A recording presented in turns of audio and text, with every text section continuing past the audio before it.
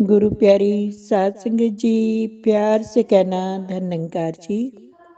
आज का टॉपिक ब्रह्म ज्ञान मोक्ष की राह। प्रेमा भक्ति से मिलती जीवन मुक्ति की युक्ति। दो बातें बहुत सुंदर बता दी गई हैं कि केवल ब्रह्म ज्ञान ही मोक्ष की राह दिखाता है और प्रेमा भक्ति से ही जीवन मुक्ति की युक्ति मिलती है।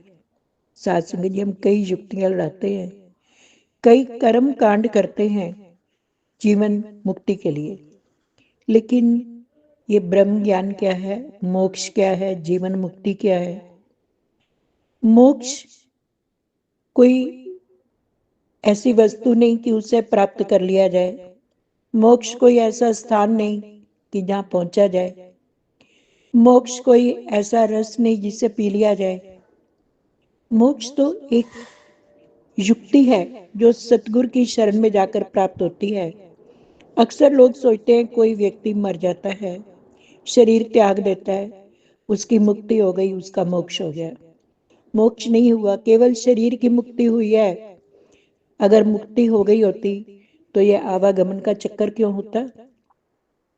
केवल कर्म कांड करने से क्या मोक्ष मिल जाती है? कुछ लोग मोक्ष प्राप्ति के लिए जप तप व्रत तीर्थ नियम योग सब करते हैं, एक आसन करते हैं, उपवास करते हैं, रातों को जागरण करते हैं, और लेकिन मोक्ष मिलता है आत्मज्ञान से, सतगुरु की शरण में जाकर प्रेमा भक्ति से। जिन प्रेम कियो तिन ही प्रभ पायो।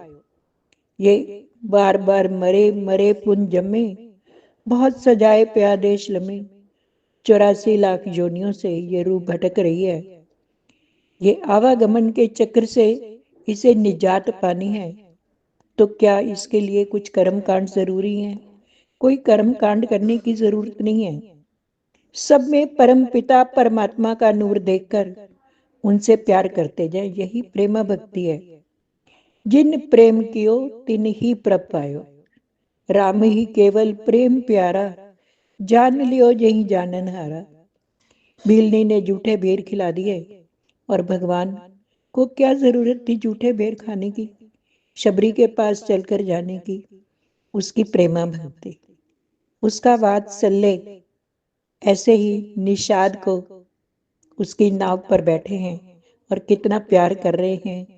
वो पैर भी चरण भी उनके पखार रहा है प्यार से।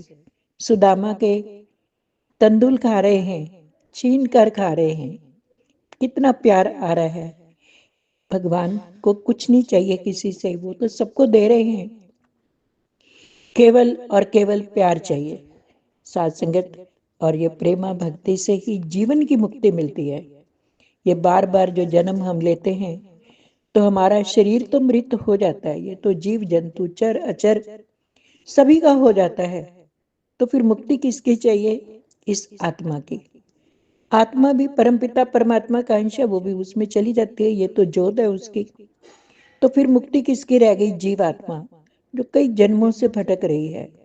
इस भटकती हुई रूह की शांति के लिए जब तक इस परम पिता अविनाशी के दर्शन सतगुरु की अपार कृपा से नहीं होते हैं, तब तक हमारी रूह भटकती है। हम कितने भी कर्म कांड कर लें, मुक्ति होने वाली नहीं है। तो मुक्ति कैसे मिलेगी?